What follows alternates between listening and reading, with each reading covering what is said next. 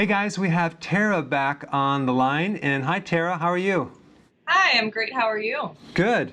We did an initial kind of an online consultation with you a while ago, and I wanted to do a follow-up, but I want to first start with a little summary of what problems you had before. When we talked initially, can you kind of like in a thumbnail sketch, what were some of the issues you were dealing with? Sure. I was dealing with complete amenorrhea or infertility, so total loss of my menstrual cycle. I was dealing with pruritus, nighttime itching, and I was dealing with a lot of gut issues, mixed type IBS. I had had hair loss a couple times previously, and was diagnosed with PCOS and low T3 hypothyroidism, so not the Hashimoto's thyroiditis. I haven't ever been diagnosed with an actual autoimmune pathology. Right. And so when we talked last, there were several things that I recommended, right? I recommended, I think, supporting your gallbladder with some purified bile salts. Yep. Was there a couple other things I mentioned as well? Yes, you told me to get the acupressure tool, which I did. Okay, good. And that's been helping a lot. It took me a while to get the hang of it and understand what to be doing.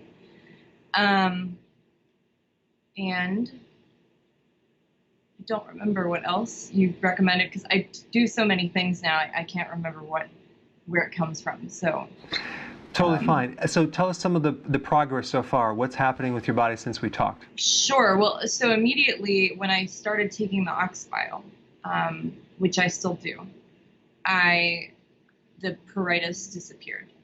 And I also found, and I had what my mom had always called hot ear, which were one of my ears would always turn bright red and hot, very inflamed, at like 5 o'clock every day. That stopped.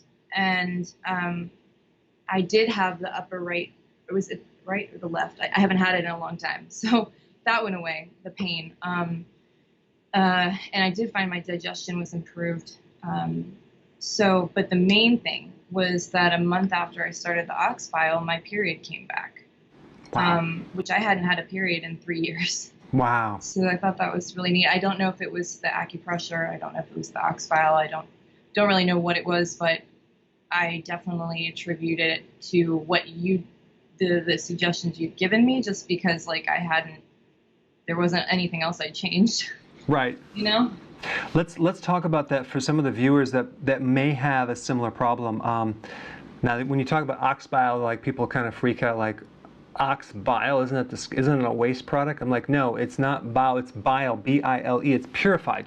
They just take the salts of it. It's the same chemistry as our own body's bile.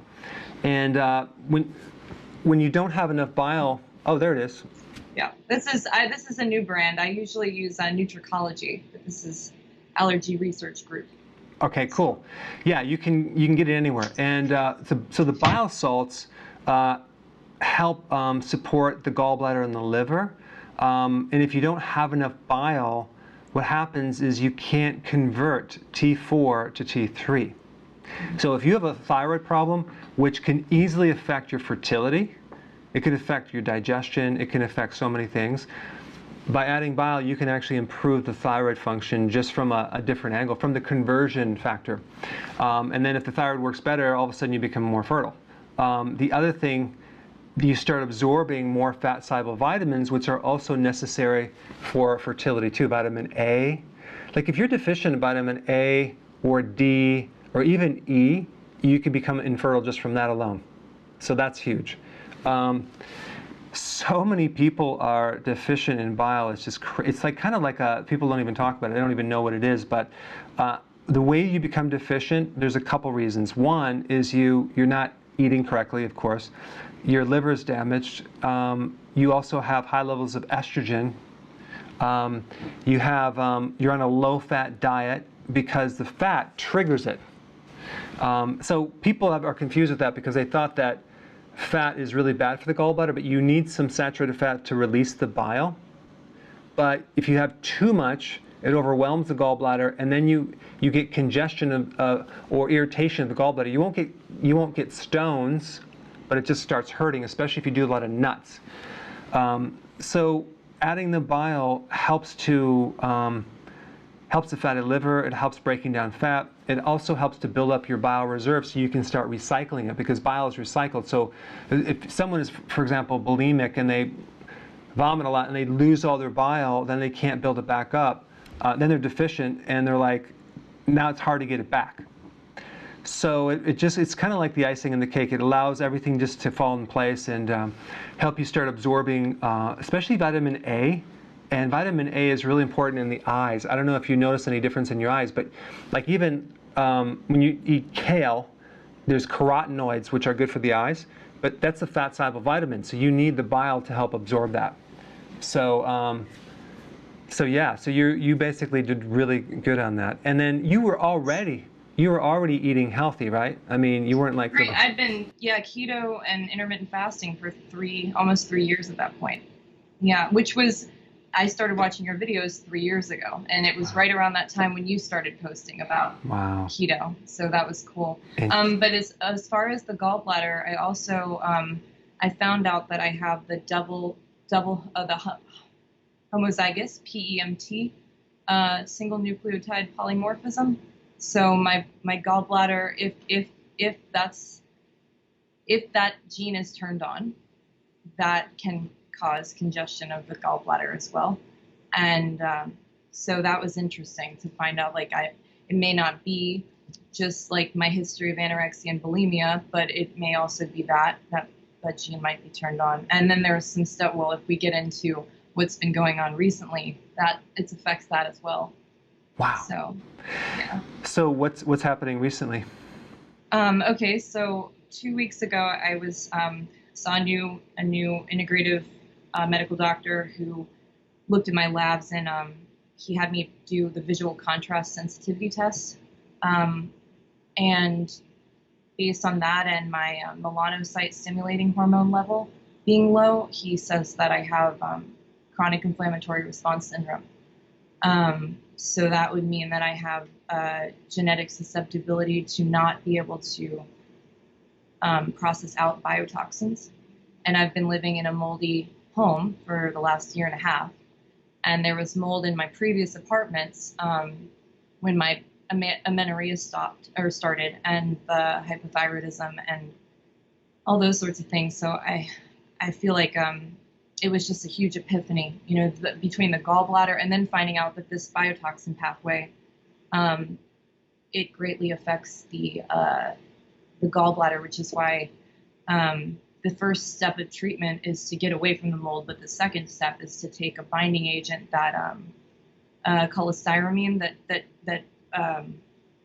it sequesters bile, because the body processes the toxin through the liver, goes to the gallbladder, and then it just gets reabsorbed in the colon because the body doesn't recognize it as a toxin or something.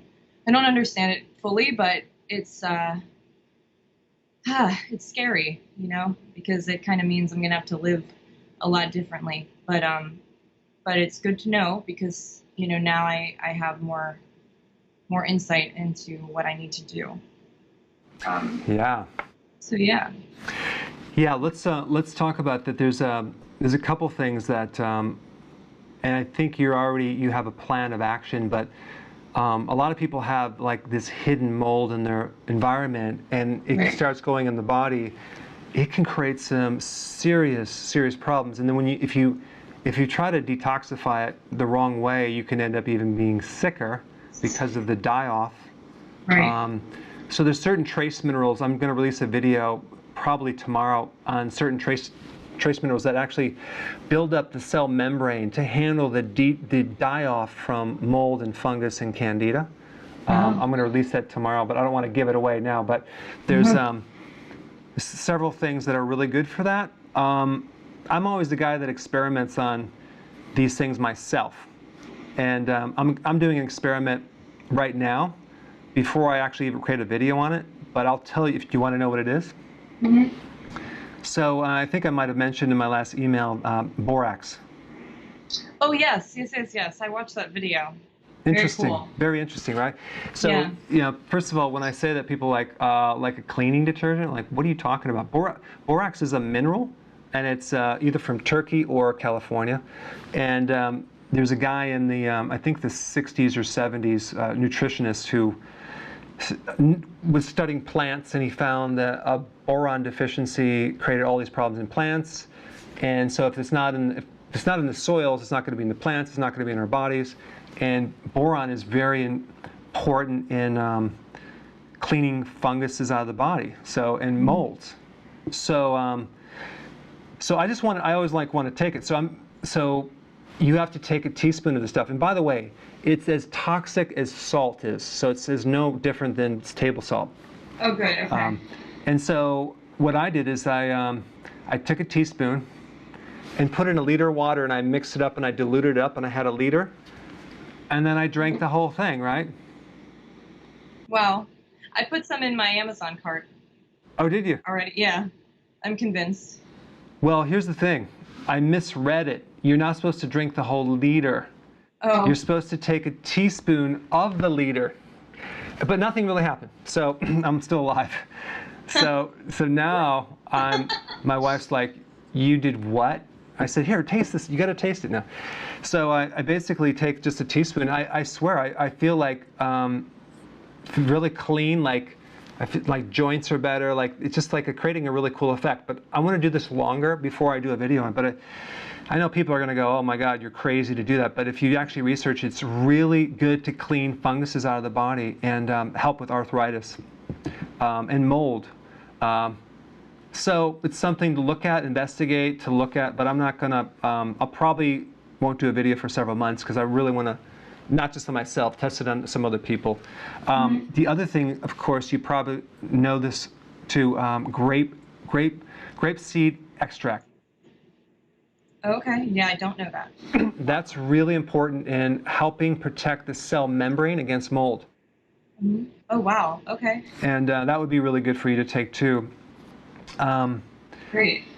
Yeah, so there's some cool things, but I would not take, for mold, I would not take oregano extract because it's too powerful. It'll create a detox. So you'll feel like you kind of feel funky and sick. So, and these things that, you know, you always start really low and you take a little bit and see how your body reacts. But yeah. Yeah, you know, last summer I diagnosed myself with SIBO. And my other doctor, she kind of just believes me because I tend to be right. Not to sound pompous, but you know, I just investigate.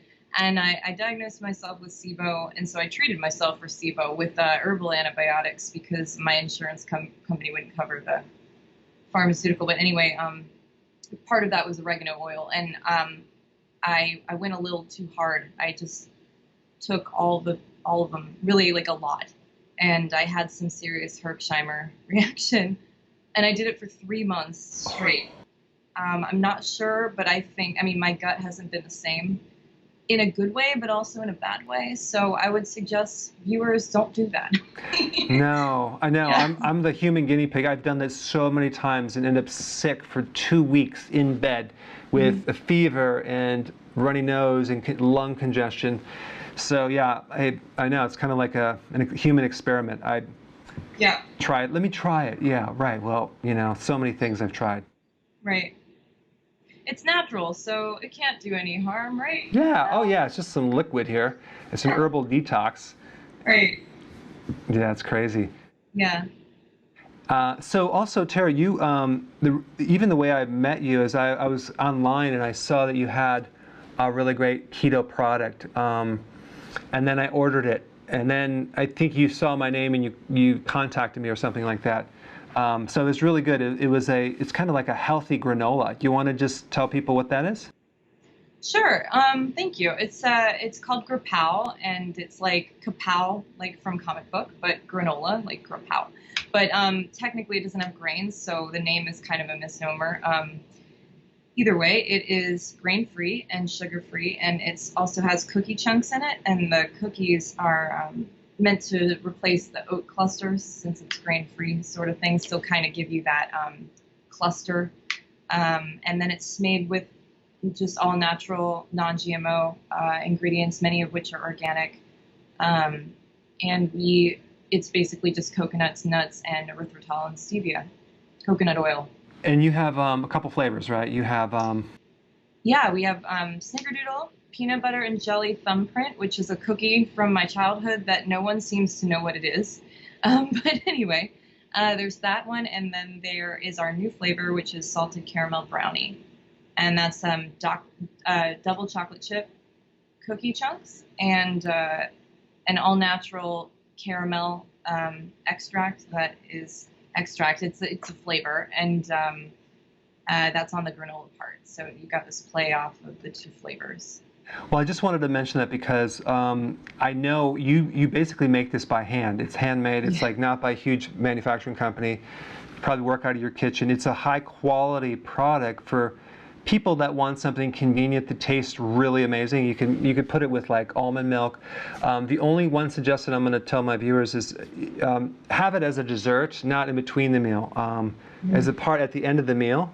I think you're going to enjoy it, but especially for kids, like for an alternative cereal, I think it's genius, and it's like there's no sugar in it. So I'm glad someone like you made something like this, so I wouldn't have to go through the work of creating that from scratch, because it's pretty convenient. It's pretty awesome. So thank you. It goes very well in Kebi's ice cream. There you go, the Kebi's. Yeah, and if you follow one meal a day, it's the perfect top off. Two of those together, perfect. In my opinion. Yeah, I agree. Most of the people that follow me do like a 2-meal. Some people, like a smaller percentage, do 1 meal a day. But oh yeah, 2 meal a day. That's yeah. I did that too for a long time. And after a while, it's kind of like, it's nice to have something right after the meal, whether it's a fat keto bomb or a granola that's not really granola. At one time, I wanted to produce a granola, but without oats. But it's obviously you did it really good. The kind that I created at home just turned out to be like terrible. But yeah, so it's thank you very much. It's really, I know that, I don't know how the heck you put that together, because I'm like, wow, this is really amazing. It's really good. Thank you so much, Dr. Berg. Yeah. That means a lot. Yeah, it's really good. But so you're on your way. You're doing better than you were last time, and then now you're going to basically deal with this mold thing. Yeah. Yep. I'm going to go take a sabbatical. I'm going to go to the desert and do what they call a mold sabbatical, to try and get completely away from the humid, where the mold, there's lots of mold spores just in the air. They say that the EPA, I think, says that there's 100% of buildings have some kind of mold spores. So I don't really feel safe. I bought a van, and I'm using that as my home for the time being, because I can't just get a metal home, like a metal house. But metal is more resistant to mold than any other materials. So so it is what it is, and hopefully it'll be temporary. But I'm gonna put all my efforts behind this, and keep taking all the supplements and following your work and what my doctor says, and hopefully next time we speak, I'll be better. Yeah, that's awesome. What the cell, and for anyone watching, if you ever want to do research on like molds, it destroys the cell membrane. That's really what you need to strengthen, is the cell membrane. So, and that's a double layer of fat.